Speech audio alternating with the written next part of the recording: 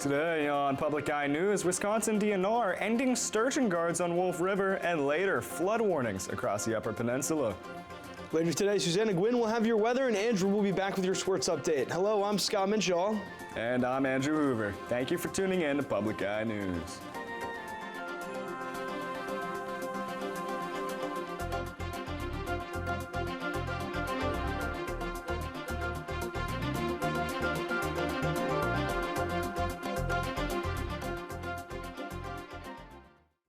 Resources is ending its practice of posting volunteer guards along the Wolf River to protect spawning sturgeon from poachers. They have been posting on the river around the clock each spring for decades. The past 2 years, however, they have not had volunteers due to the pandemic. And this move is now coming without any pushback. Jim Pett, the president of the Southwest chapter of Sturgeon for Tomorrow, says he's not happy with the DNR's decision. And a former Michigan violin professor has now been sentenced to 5 years in prison after pleading guilty to transporting a girl across state lines for sex. Stephen Ships, age 69, was also ordered to pay $120,000 in restitution to his victim. The victim was born in 1985 and the crimes took place in 2002. Ships was also accused of multiple sexual misconducts while he taught in the 70s and 80s in Nebraska and North Carolina. And a nonprofit group of Rhinelander is planning to provide temporary housing to homeless veterans. Tony at News Channel 7 has more on this project.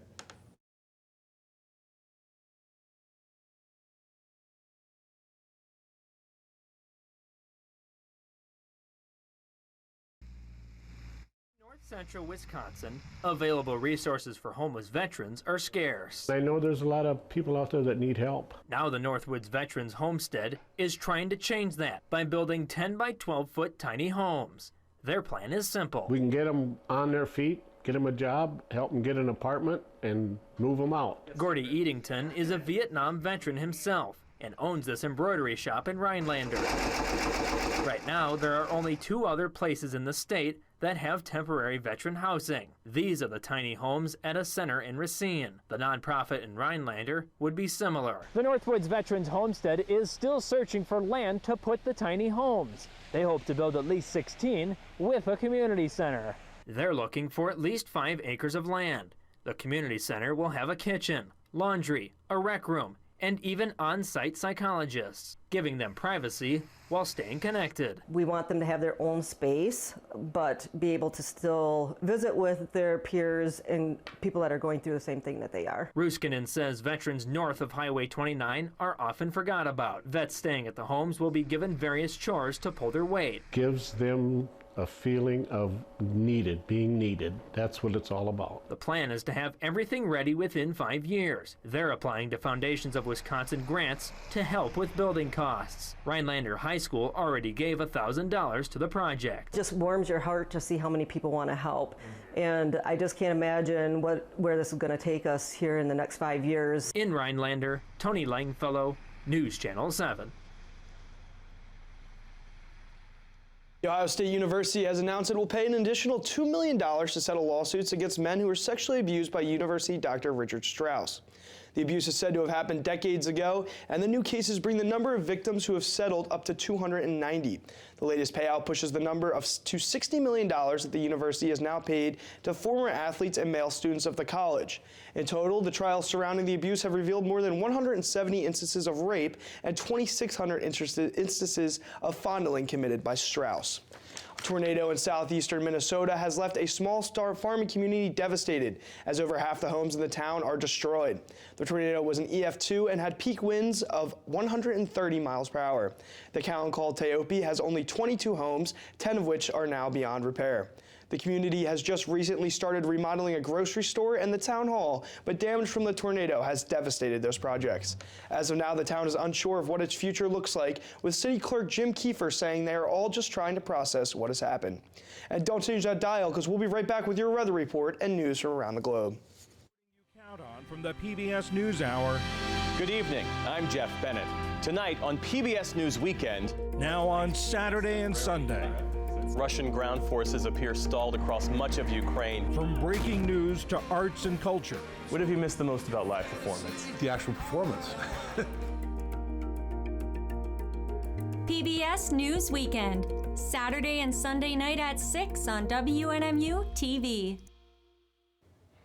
And welcome back. My name is Susanna Gwynn, and I have your weather for today. If you'll look behind me, we have our screen. If you'll give us just a second, you would be able to see our beautiful academic mall. There is cloud cover outside, though, but you can still see quite a bit of grass on the ground. There we are. Oh, and look, I've disappeared.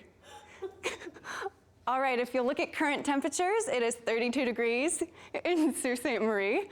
34 in Manistee and cloudy, 34 and cloudy in Escanaba, 36 and partly cloudy in Menominee.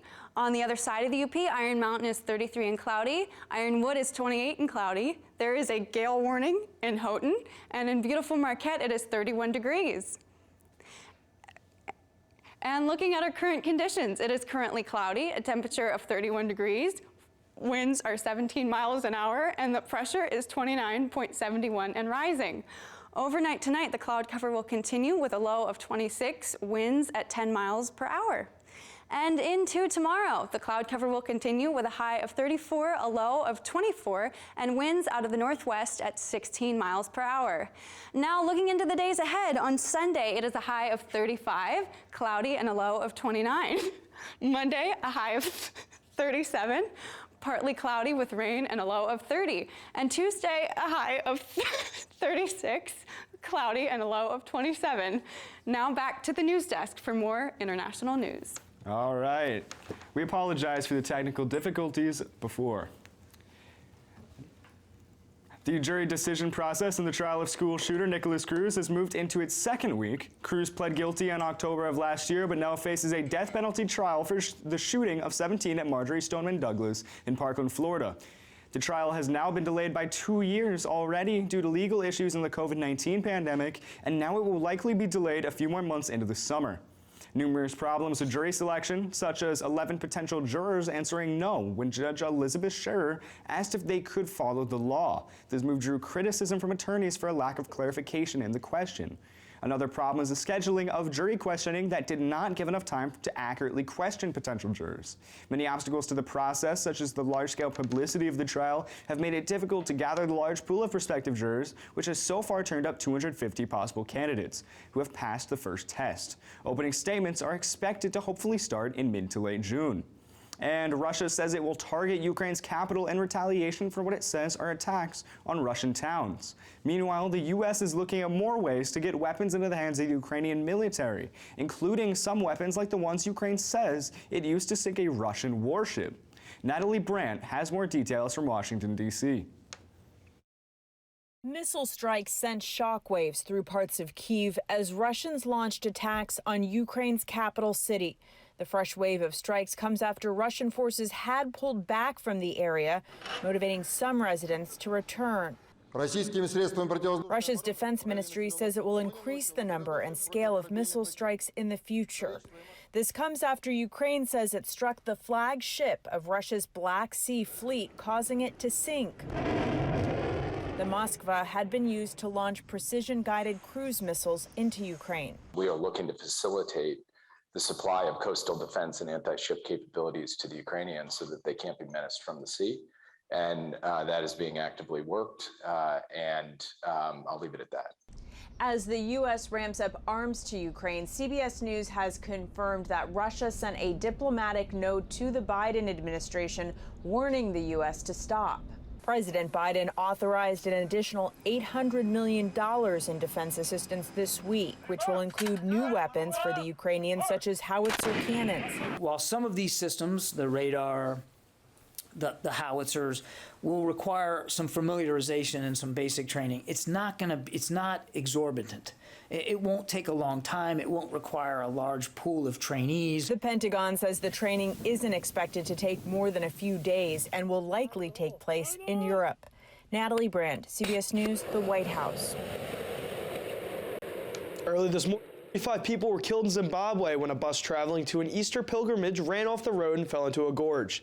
The bus was carrying members of the Zion Christian Church, who are known for holding pilgrimages attended by thousands of people. Accidents are common in the Southern Africa country, where drivers are known to exceed speed limits and overload their vehicles. Poor road conditions are also very common in the country and are being pointed at as a cause of many accidents. Well, don't touch that dial because Andrew Hoover will be right back with your sports update after this short break. Seville, Cordoba, and Toledo. For 800 years, the birthplace of extraordinary art, literature, and music. You have this culture created by Jews and Christians and Muslims. But it was a time also marked by violence. There were martyrdoms, there were executions. The remarkable story of the ornament of the world. Tonight at 9 on WNMU-TV. Hey, I'm Andrew Hoover, and I am back with your sports update. The New York Islanders legend Mike Bossy passed away last night at the age of 65. Bossy, who announced his lung cancer diagnosis back in October, passed away this week after a long fight against the illness. The NHL Hall of Famer was the first-round draft pick for the New York Islanders in 1977 and went on to have a legendary 10-season career with the team. From 1980 to 1983, Bossy guided the team to 4 straight Stanley Cup championship wins, scoring the cup-winning goal in the final in both 82 and 83. And he took the Conn Smythe MVP trophy in 1982. Bossy was an 8-time All-Star who scored 573 goals and 553 assists throughout his career before retiring due to injuries in 87. He spent his post-playing career in multiple fields, including hockey stick manufacturing, radio, and the Islanders front office. He is survived by his wife, 2 daughters, and 2 grandchildren. And the Wildcats track and field team had a great time in Des Peres, Wisconsin, where the Cats took multiple top finishes at the St. Norbert Twilight Meet. The Cats went up against representatives from St. Norbert, Tech, Ripon College, and Lawrence University. Elise Wolfrath took a first-place finish in the 100-meter hurdles event, and Isabel Peterson won the 100-meter dash with a time of 12.17. 2 Cats held podium positions in the 5,000-meter run, with Anna Kelly taking the win and Elise Longley in third. And Premier League club Burnley have sacked longtime manager Sean Dyche as they sit at the bottom of the table under threat of relegation. Dyche was the Premier League's longest-serving manager, with the English manager having been in charge of Burnley for 10 years. Dyche, whose style of play was colloquially known by fans as Brexit ball, was stylized by hard defense and rough play. Dyche guided Burnley to promotion to the Premier League in 2016 and even took them to the UEFA Europa League in 2018, despite an unimpressive run in the competition. Mike Jackson has been named the interim manager.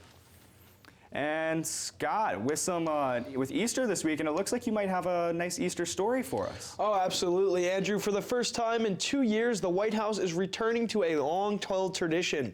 The egg roll and egg hunt will be held this year as President Joe Biden and First Lady Jill Biden are estimating nearly 30,000 kids and their adult chaperones will be welcomed onto the White House lawn for the event. This year's festivities will have an educational theme, prompted by the First Lady's educational background. Besides the egg roll and egg hunt, there will be a schoolhouse activity area, which will feature things like a reading nook, a talent show, and all different types of educational activities for children. Well, that is all the time we have for you here today on Public Eye News. On behalf of Susanna Gwynn, I'm Scott Minshaw. And I'm Andrew Hoover. Thank you for tuning in, and we hope to see you on Monday. Have a great weekend, everyone. Take care.